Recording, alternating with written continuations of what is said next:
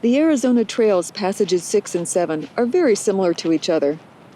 They're each about 13 miles with 1,000 feet or so of elevation loss as you head into the Sonoran Desert. They have very little shade. While there's one water cache box on each passage, there are mainly cattle tanks for water.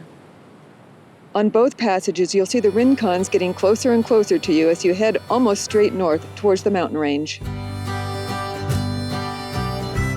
To get to the start of Passage 6, take State Route 83 to the Oak Tree Canyon trailhead.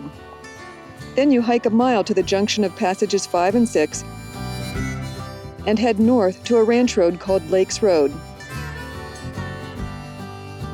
At the end of the passage, it's a half-mile east to a tiny pull-off along State Route 83, where my plan was to call an Uber to take me south back to my car. Let's just say that the Uber plan didn't work out at all. But I'll get to that part of the story when I get to that parking area. Let me start at the beginning, and the beginning is at the Oak Tree Canyon trailhead. This is the Oak Tree Canyon trailhead, but it's not the start of Passage 6. Oak Tree Canyon trailhead takes you to a connector trail, and the connector trail in about a mile will link you up with Passage 6.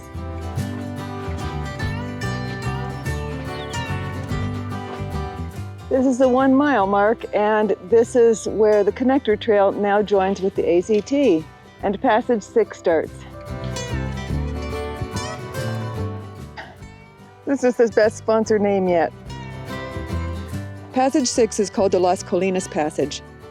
Las Colinas means the hills, and that's exactly what you'll find. The gentlest of rolling hills heading just slightly downhill that make for fast hiking. I hiked this passage in March, and what you'll quickly notice at this time of year is that once it's past mid-morning, places where you can rest in the shade are few and far between. The land is mostly filled with small thorny plants like ocotillo and various types of spiny cactuses.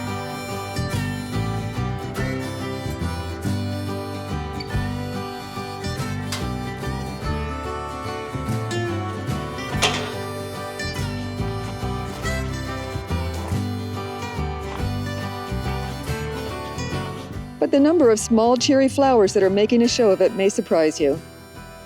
They make the otherwise dusty, dry surroundings seem just a little bit less dusty and dry. As you continue hiking and the temperatures get higher and you think it would be nice to find some shade and take a break, what you'll find is that the mesquite trees don't really provide shade until they leaf out, which is usually in mid-April.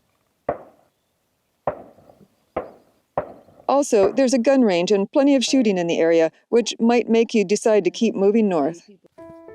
If it's hot, your best bet is to keep your eyes on the Rincon Mountains in front of you and hike as quickly as you can to your next water source. One of the reasons I enjoy day hiking rather than through hiking this trail is that I don't have the constant stress of wondering if the water caches have extra water or if the cattle tanks have floating poo to filter.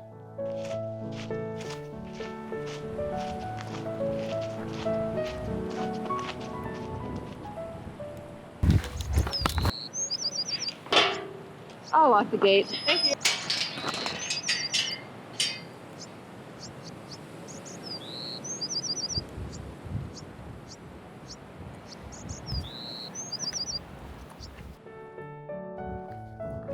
It's okay. I just had a funny looking umbrella.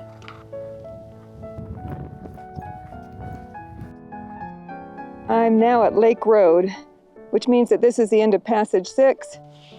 For through hikers, the end of Passage 6 just means, I think I'll keep on going to Passage 7, which is right over there. But I'm at Lake Road now, and I am going to go about a half a mile over to Highway 83 and try to get a ride back to my car at Oak Tree Canyon Trailhead. We'll see how that goes. Well, how it went was not well at all. I had figured that Lakes Road was close enough to Sorita and Vail that I could get an Uber ride. So I opened up the app, pressed send on my ride request, and it didn't take but a few minutes for me to realize that no Uber driver in her right mind was going to drive from Sorita or Vail to come and pick me up for a ride that the app had priced at $22. This is going to be a terrible place to hitchhike. There's really no place for a car to pull over. But I stuck my thumb out held up my sign, slapped a smile on my face, and I'm telling you, within 2 or 3 minutes, a driver on his way home to Sonoran managed to hit the brakes and pick me up. It was an AZT miracle. And with Passage 6 done, I'll see you on Passage 7. I started Passage 7 at the same Lakes Road parking area where I couldn't get an Uber after Passage 6. So as not to push my luck, I went back to my standard of doing an out and back hike from each end of the passage. Passage 7 is called the Las Ciénegas Passage. Ciénegas is Spanish for wetlands, but you won't see any evidence of wetlands until you get very near the end of the passage near Ciénega Creek.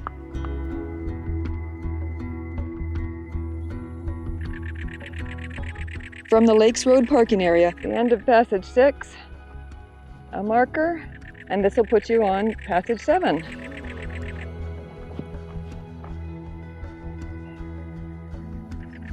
The first 11 or so miles of the 13-mile-long passage are even dustier and drier than Passage 6. But it's springtime, a few weeks since I finished Passage 6, and there are way more flowers blooming than you think there would be in this desert area. The mesquite trees are leafing out. The Palo Verde trees with their green bark are blooming. And the Ocotillo. The Rincon Mountains and Santa Catalina Mountains are getting closer and closer. I wish I had some great insights to share with you, but this passage is so similar to Passage 6 that really you just keep on keeping on. Good morning. Go by. Sure enough. Are there many more back there? Yeah, thank you.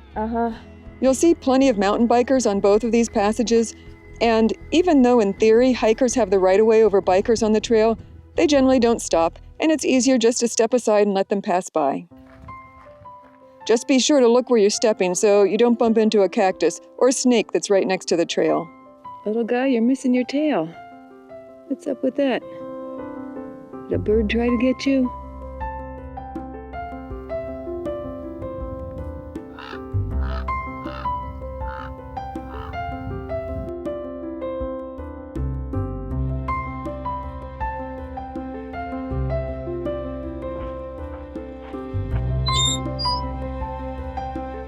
About halfway through Passage 7 at Sarita Road, there's a water cache that may or may not have water in it. Currently, these are all empties. After that, there's no water or shade until you get to the end of the passage.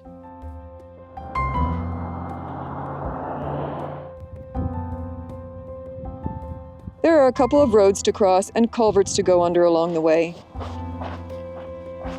Shortly after one culvert, I saw the rear end of a mountain lion crossing the wash, but I wasn't fast enough to get it on camera. It went its way and I went mine.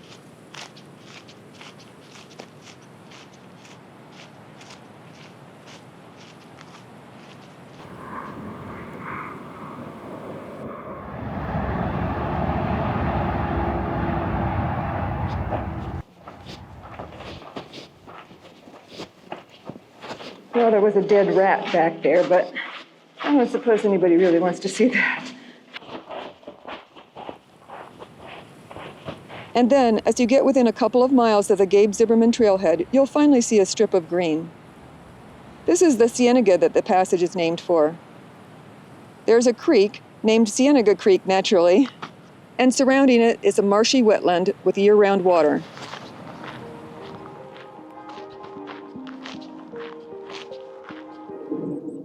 If you're going on to Passage 8, you can head straight on that way.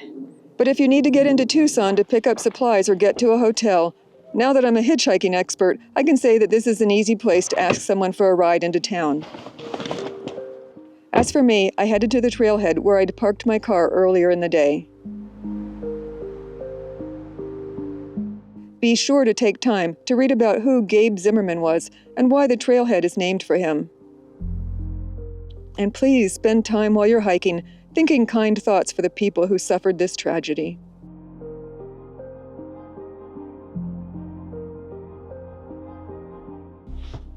I really hope you enjoyed seeing what Passages 6 and 7 look like, and that this video helped you know what to expect along the way.